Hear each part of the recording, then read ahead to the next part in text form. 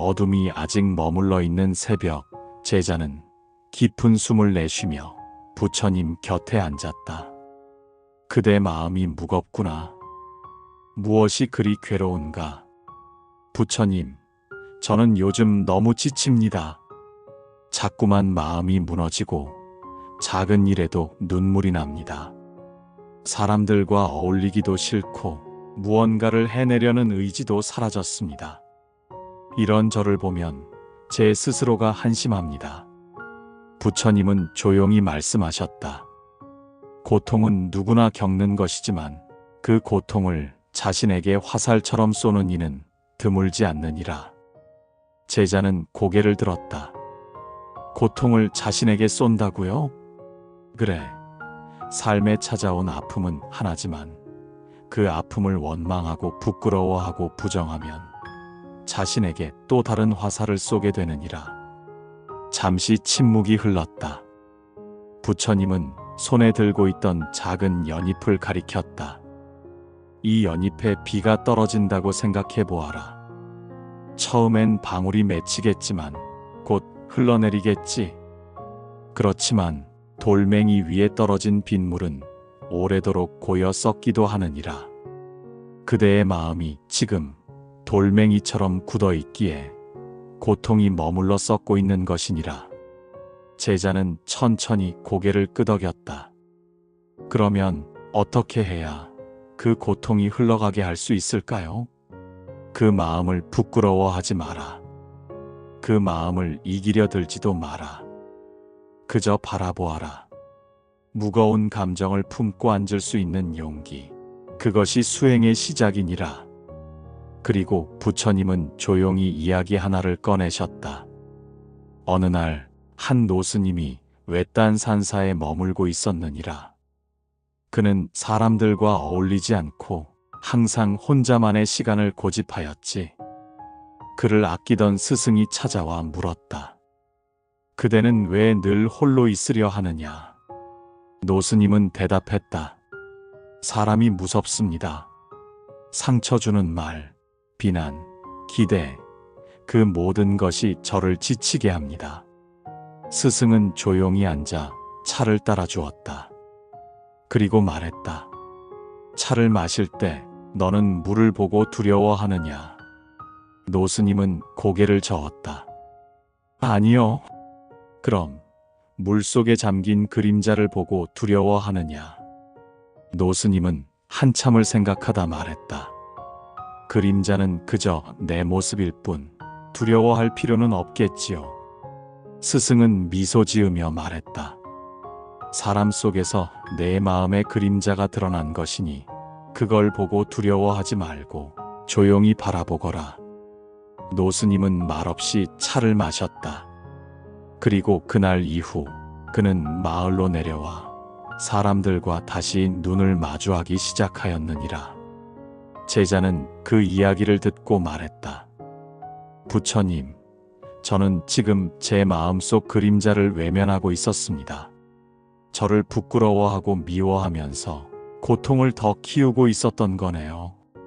부처님은 조용히 고개를 끄덕이며 말씀하셨다. 고통을 없애려 하지 마라. 그 고통을 껴안을 수 있을 때 비로소 자비가 피어오르느니라. 자비란 남을 위한 것이기 전에 내 마음의 상처를 따뜻이 감싸는 일에서 시작되느니라. 고요한 숲, 바람 소리도 잠시 멈춘 순간 제자는 두 손을 모았다. 제 그림자를 정성껏 바라보는 연습을 하겠습니다. 그 연습이 제 마음을 조금은 부드럽게 만들겠지요. 부처님은 잔잔히 미소 지으며 말했다. 그것이 고통을 자비로 바꾸는 첫걸음이니라. 한 노파가 있었다. 그녀는 매일같이 마을 입구에서 조용히 기도했다. 사람들은 그녀를 안쓰럽게 보았다. 그녀는 딸을 잃고 그 고통을 안고 살아가는 중이었다. 어느 날 한 스님이 노파에게 물었다. 매일 기도하는 이유가 무엇입니까? 노파는 흐릿한 눈으로 말했다. 잊고 싶어서입니다. 이 고통을 잊고 싶어서요. 스님은 조용히 고개를 저었다. 있는 것이 아니라 기억을 다시 바라보는 것이 수행입니다. 노파는 멈칫했다. 바라보라고요? 그 기억은 너무 아픕니다. 스님은 나뭇가지를 하나 꺾어 모닥불에 넣으며 말했다. 불 속에 손을 넣으면 뜨겁지요. 하지만 그 불을 바라보면 따뜻함을 느낄 수도 있습니다. 기억도 마찬가지입니다. 손으로 움켜쥐면 뜨겁지만 조용히 바라보면 마음을 녹일 수도 있습니다. 노파는 처음으로 딸의 이름을 조용히 불렀다. 그리고 흐느꼈다. 그날 이후 그녀의 기도는 바뀌었다. 잊으려는 기도에서 감사와 기억의 기도로. 부처님과 제자는 그 이야기를 들으며 걷고 있었다. 제자는 물었다. 고통을 잊는 것이 아니라 품는 것입니까? 부처님은 나뭇잎을 들어 바람에 흔들리는 것을 가리켰다. 고통은 바람과 같아 저항하면 흔들리고 수용하면 지나가지. 그대는 고통을 없애려 할 때 오히려 그것에 사로잡히느니라.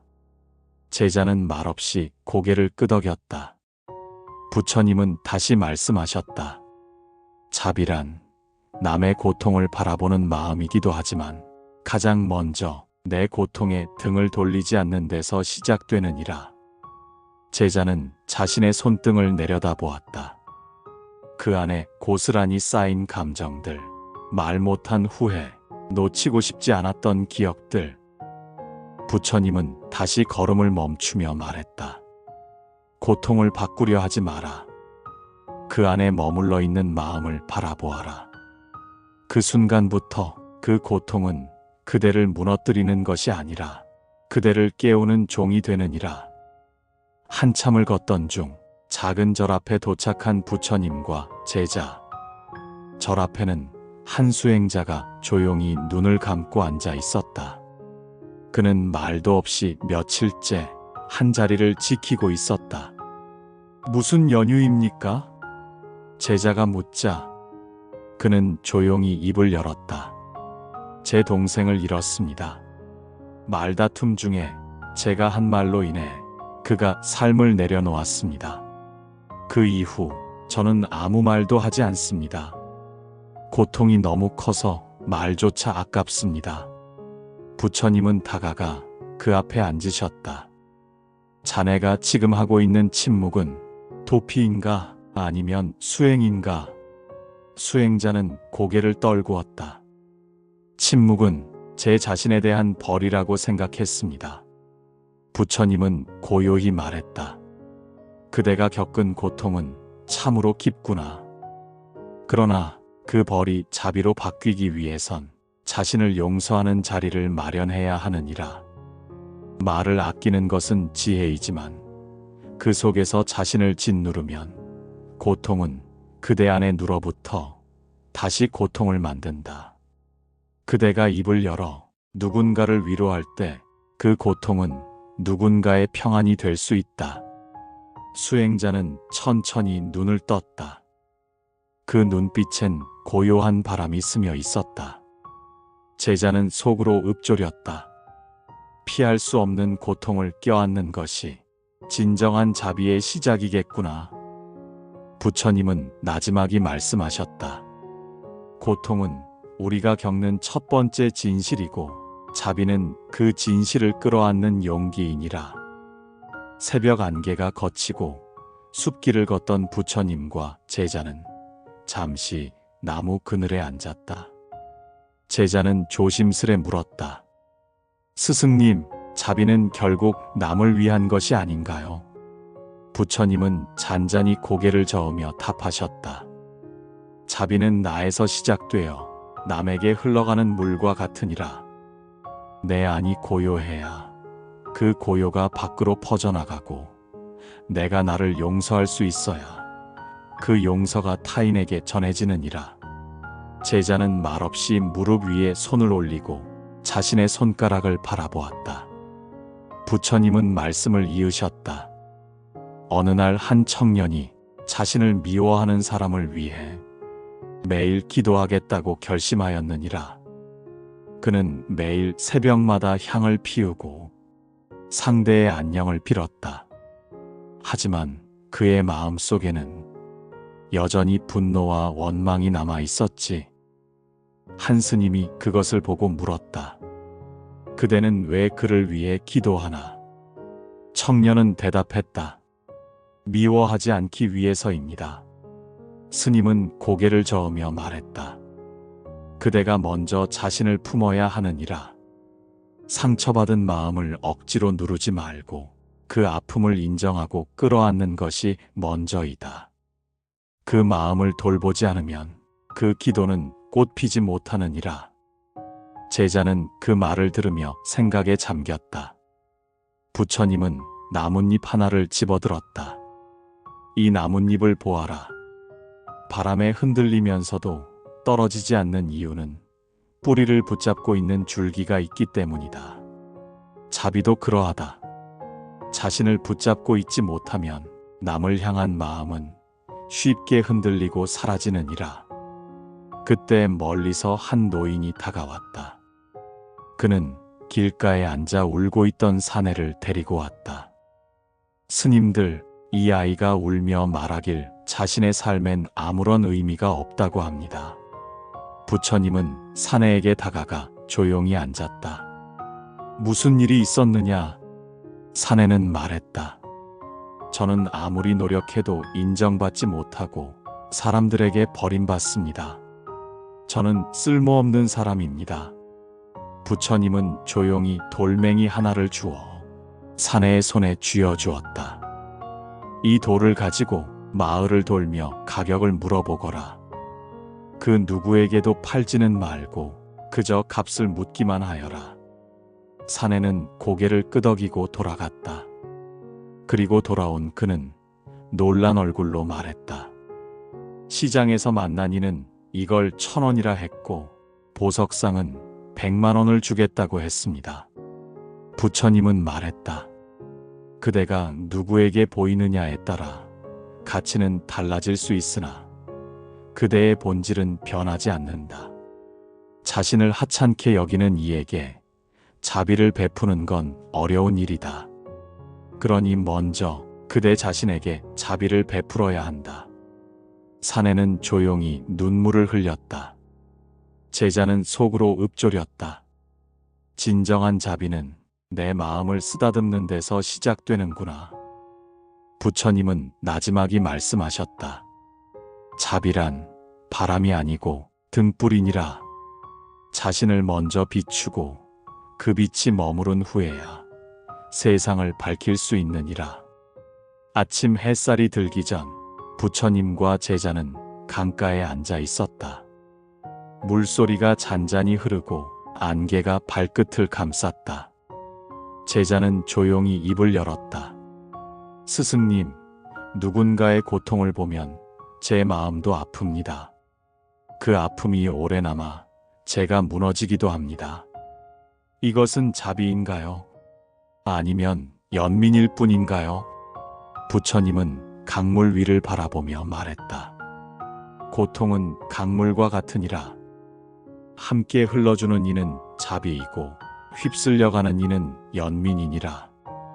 자비는 흔들리지 않는 물, 연민은 자신도 잠기는 고통. 그대가 아픈 이를 바라볼 때 함께 울 수는 있으나 같이 가라앉아선 안 되느니라. 그 순간 한 중년의 여인이 저를 향해 오고 있었다. 그녀는 다급한 얼굴로 부처님 앞에 무릎을 꿇었다. 스님, 제 아들이 병들었습니다. 오랜 시간 돌보아도 차도가 없고 이제는 저도 병이 들 것 같습니다. 어찌해야 하나요? 이 모든 것을 버려야 하나요? 부처님은 그녀의 손을 잡았다. 그대는 참으로 사랑이 깊은 이로구나. 하지만 그 사랑이 그대를 무너뜨리고 있다면 이제는 그 사랑의 모양을 바꿔야 하느니라. 그대의 아들을 위해 먼저 그대 자신을 돌보아야 한다. 그대가 허물어지면 아들도 의지할 수 없게 되느니라. 여인은 눈물을 흘리며 고개를 떨구었다. 저는 제 고통을 감추며 살았습니다. 그 아이가 불안해할까봐 제 속마음을 말한 적이 없습니다. 부처님은 말했다. 고통을 숨긴다고 사라지지 않느니라. 그 마음을 드러내는 것이 약함이 아니라 진정한 강함이니라. 자비는 스스로의 고통을 받아들이고 그것을 다정히 바라보는 힘이다. 그때 제자가 조용히 말했다. 스승님, 그렇다면 자비란 고통의 등을 돌리지 않는 용기인가요? 부처님은 고개를 끄덕였다. 맞느니라. 자비는 고통을 외면하지 않는 눈이고 흔들리지 않고 바라보는 가슴이니라. 제자는 숨을 깊게 들이켰다. 그리고 마음속 고요한 강을 상상했다. 그 안에서 흔들리지 않는 등불 하나가 자신을 비추고 있는 듯 했다. 그날 부처님은 여인과 제자에게 말씀하셨다. 고통은 지우는 것이 아니라 비추는 것이다. 빛이 닿을 때 그 고통은 방향을 바꾸고 다른 일을 위한 자비가 되느니라. 산길을 오르던 부처님과 제자는 고요한 바람 속에 잠시 발걸음을 멈추었다. 산자락 아래 마른 나뭇가지 하나에 작은 연분홍 꽃이 피어 있었다. 제자는 조용히 물었다. 스승님, 이토록 거칠고 황량한 땅에서도 꽃이 피는군요. 부처님은 웃으며 말씀하셨다. 상처난 땅이라도 그 안에 씨앗이 있고 햇살이 닿으면 꽃은 피어나느니라.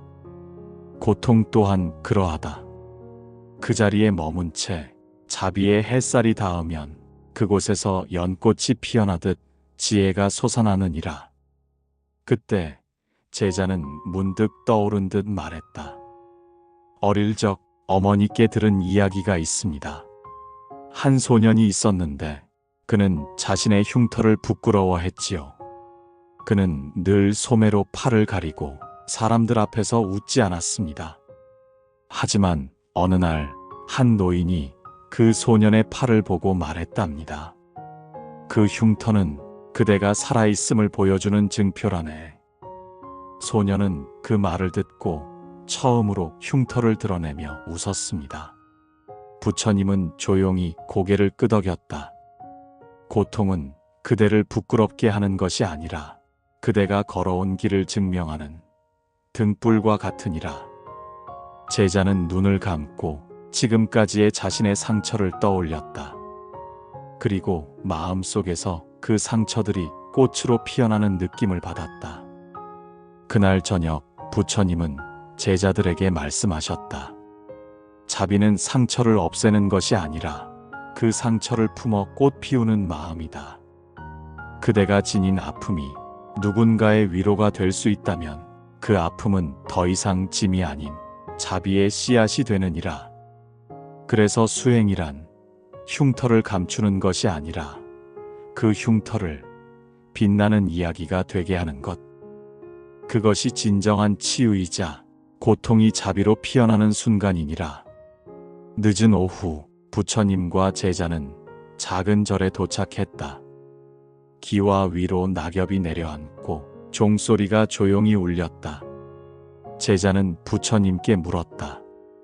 스승님, 사랑하는 이를 잃고 나면 그 슬픔은 어디로 가는 걸까요? 부처님은 잠시 침묵하시고 말했다. 그대의 마음 안 가장 깊은 곳으로 들어가느니라. 그 슬픔은 언젠가 누군가의 눈물을 닦아줄 다정함이 되어 돌아오느니라. 그 순간 절 안에서 울고 있는 여인의 울음소리가 들렸다. 제자는 안으로 들어가 조용히 물었다. 무슨 일이 있었습니까? 여인은 말했다. 남편이 병으로 세상을 떠났습니다. 그는 마지막 순간까지도 웃으려 했지요. 하지만 저는 아직도 그를 붙잡고 싶습니다. 부처님은 여인 앞에 앉아 말했다. 그대를 떠난 것이 아니라 그대 안에 남은 것이니라. 사랑이 깊었던 만큼 그 슬픔도 깊고 그러기에 그 사랑은 이제 자비로 남을 수 있느니라. 부처님은 이어 이야기 하나를 들려주었다. 옛날 한 여인이 아들을 잃고 모든 이에게 물었다. 이 아이를 살릴 약이 있냐고. 부처님께 간절히 호소했을 때 이르셨다. 죽음의 슬픔이 없는 집에서 겨자씨를 가져오라. 여인은 온 마을을 돌았지만 죽음을 겪지 않은 이는 없었다. 그제야 여인은 깨달았다. 고통은 나만의 것이 아니며 모두가 겪는 길이라는 것을.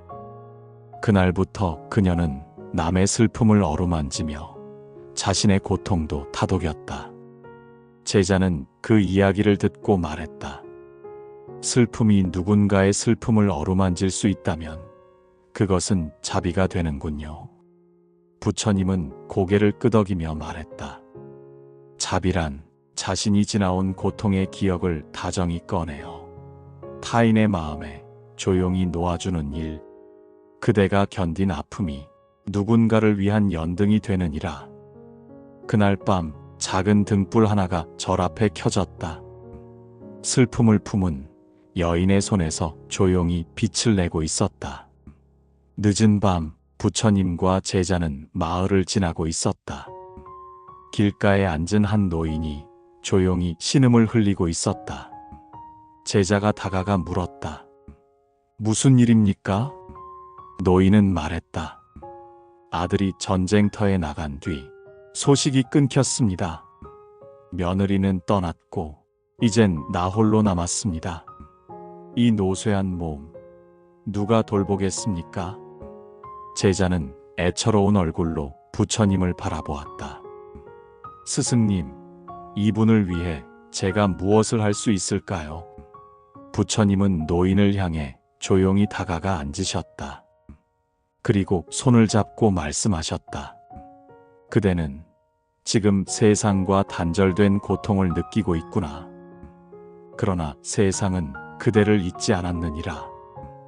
이 손이 아직 따뜻하다는 것은 그대가 여전히 누군가의 자비 안에 있다는 증거이니라.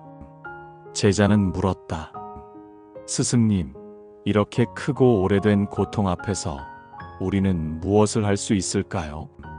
부처님은 조용히 답했다. 가장 큰 자비는 고통을 없애주는 것이 아니라 그 곁에 머무는 것이니라. 사람들은 종종 말하지. 고통 앞에 할 말이 없다고. 하지만 가만히 있어주는 것, 손을 잡아주는 것, 그것이 곧 자비의 시작이니라. 그날 밤 제자는 노인의 곁에 머물며 따뜻한 죽을 끓였다.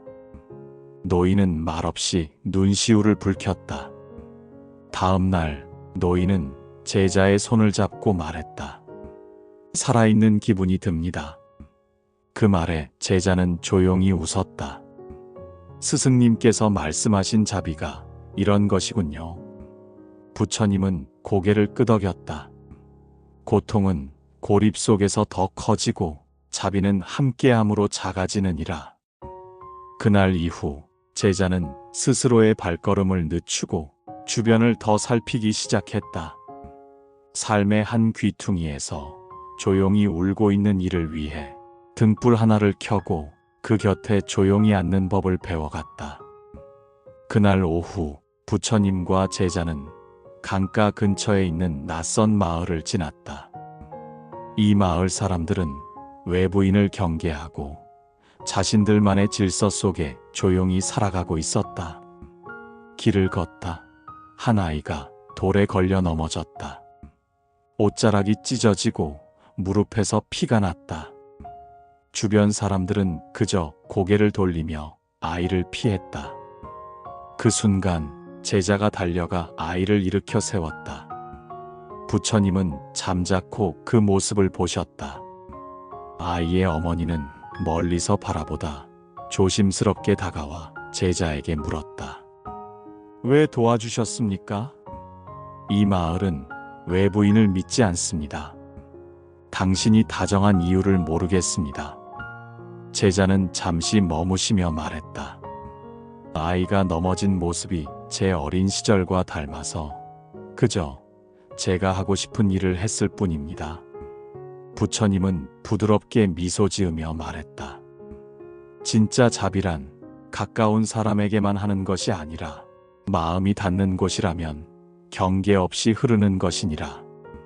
마을 사람들은 처음엔 경계했지만 제자의 손길을 본 뒤 조금씩 마음을 열기 시작했다.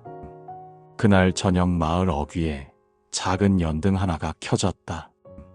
누군가 조용히 놓고 간 등불, 그 불빛은 밤새 마을을 비췄다. 제자가 물었다.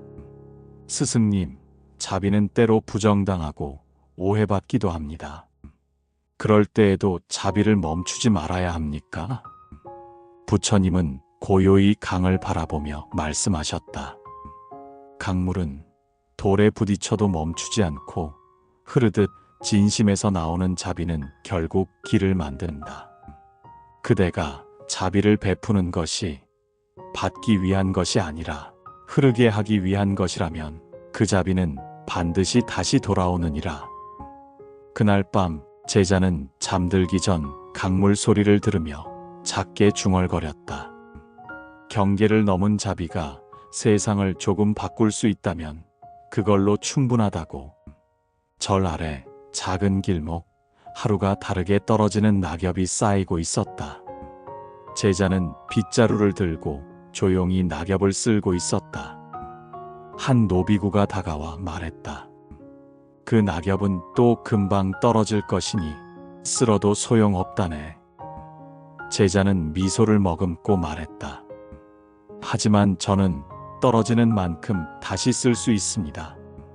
그것이 제가 지금 할 수 있는 일입니다. 그때 부처님께서 오셨다. 노비구의 말과 제자의 대화를 들은 부처님은 조용히 말씀하셨다. 마음도 이와 같으니라.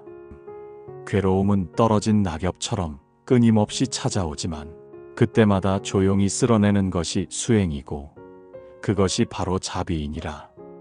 제자는 고개를 끄덕이며 말했다. 그러면 제가 하루 한 번 제 마음의 낙엽도 쓸어내겠습니다. 부처님은 이어서 예전 한 마을의 이야기를 전해주셨다. 매일 아침 같은 시간 마을 입구에 앉아 기도하던 한 여인이 있었느니라. 그녀는 남편에게 폭언을 들은 날도 가난으로 마음이 메마른 날도 빠지지 않고 기도를 올렸다. 오늘도 한 사람을 내 마음으로 용서하게 해주세요. 그녀의 그 한 문장은 마을 사람들의 마음에도 잔잔히 스며들어 어느 날 남편도 조용히 그녀의 옆에 앉게 되었다. 제자는 말했다. 자비는 때때로 거창한 행동보다 이렇게 조용한 반복에서 깊어지는군요. 부처님은 고개를 끄덕이며 말했다. 그래서 자비는 꽃이 아니라 뿌리와 같으니라. 보이지 않지만 흔들리지 않는 힘이 되어주느니라. 그날 제자는 절 뒤뜰에서 하루의 마지막 낙엽을 쓸며 속삭였다. 내일도 쓸 수 있기를. 부처님께서 수행자들과 함께 한 외진 마을을 찾으셨을 때였다. 그곳에는 오랜 병을 앓는 이가 있었다. 그는 악취가 나는 몸으로 골방에서 홀로 지내고 있었고 누구도 그를 돌보려 하지 않았다. 제자는 입구에서 그 냄새에 얼굴을 찌푸렸다. 하지만 부처님은 조용히 방 안으로 들어가 그의 상처를 씻기고 물을 먹이셨다. 제자는 조심스럽게 따라 들어가 부처님의 곁에 무릎을 꿇었다. 스승님, 저는 부끄럽습니다. 저도 그저 바라보다 피하려 했습니다. 부처님은 말했다. 고통은 보기 쉬우나 자비는 다가가야 보인다. 그대가 두려워하던 것은 사실 냄새가 아니라 그 안에 있는 자신의 약함이니라. 제자는 그 말을 곱씹으며 남은 상처에 정성껏 약을 발랐다. 그 병자는 부처님의 손길이 닿은 후 작게 중얼거렸다. 내가 아직 사람으로 여겨지는구나. 부처님은 제자에게 말했다. 자비는 그대를 작게 만드는 것이 아니라 세상 전체를 품을 수 있는 마음으로 확장시키는 것이다. 그날 저녁 제자는 외양간 앞에서 작은 송아지에게 물을 먹이며 이제는 조금 세상이 달라 보인다고 말했다. 부처님은 미소 지으며 대답했다. 그대가 바뀐 것이니라. 자비는 세상을 바꾸지 않는다. 다만 그대의 눈을 바꾸느니라. 작은 사원의 새벽, 제자는 묵묵히 기도하던 중 부처님께 여쭈었다. 스승님, 자비를 실천해도 세상이 변하지 않을 때 어떻게 해야 합니까? 부처님은 차를 천천히 따르며 말씀하셨다. 그대는 세상을 바꾸려 자비를 베푸는가? 아니면 고통을 안아주려 자비를 베푸는가? 제자는 말없이 차를 바라보았다. 그때 절마당을 가로지르던 한 수행자가 허둥지둥 달려왔다. 부처님께 절하며 말했다. 스승님, 마을에서 싸움이 일어났습니다. 부디 와주십시오. 부처님은 일어나 천천히 걸음을 옮기셨다. 한 아버지가 아들의 물건을 훔쳤다고 이웃을 때리고 있었다. 사람들은 분노했고 서로에게 소리쳤다. 부처님은 조용히 가운데 섰다. 그리고 땅에 손가락으로 작은 원을 그리며 말했다. 이 원을 보아라. 안에는 누가 들어있는가? 한 노인이 대답했다. 아버지와 아들이 있습니다. 부처님은 말했다. 그렇다면 그들을 향한 자비는 누구에게서 시작되어야 하겠는가? 사람들은 잠시 침묵했고 누군가가 말했다. 우리 모두입니다. 그 순간 분노로 가득 찼던 공기가 조금씩 가라앉기 시작했다. 부처님은 이어 말했다. 고통은 돌처럼 던져지지만 자비는 물결처럼 퍼진다. 그대가 그 물결의 시작이 되어라. 제자는 그날 밤 사원으로 돌아와 자신에게 속삭였다. 자비는 결과를 바라는 것이 아니라 고통을 안아주는 것이구나. 부처님은 마지막으로 말했다. 고통은 막을 수 없지만 그 고통을 품는 마음은 늘 자비로 태어날 수 있다. 오늘 하루 그대가 만난 고통을 물처럼 안아주기를. 그것이 자비의 시작이니라.